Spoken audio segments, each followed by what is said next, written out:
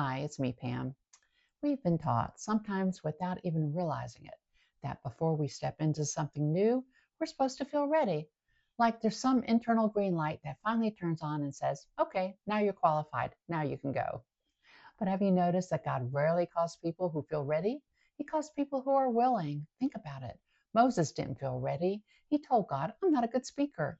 Gideon didn't feel ready. He called himself the weakest in his family. Even Peter, he had moments where fear got the better of him, and yet God used every single one of them, not because they felt confident, but because they chose to obey.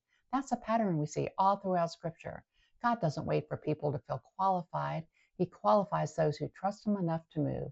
In fact, look what God says in Exodus. He says, now go, I will help you speak and will teach you what to say. God didn't argue with Moses about his insecurity. He simply said, go, and I'll be with you. Because readiness isn't about how we feel, it's about who we trust.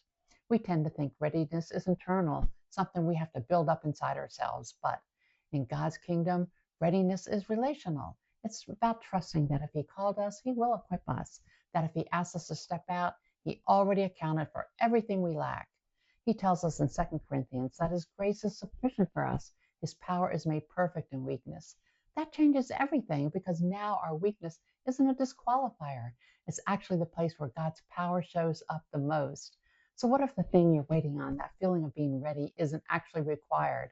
What if God is inviting you to move before you feel confident so you can learn to depend on Him?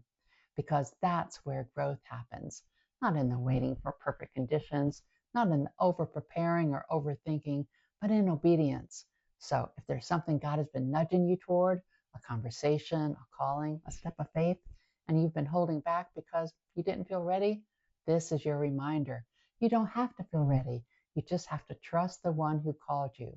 So stop waiting for the feeling. Go ahead and take that step while your hands are still a little shaky, and trust that God will meet you in the motion because you know what?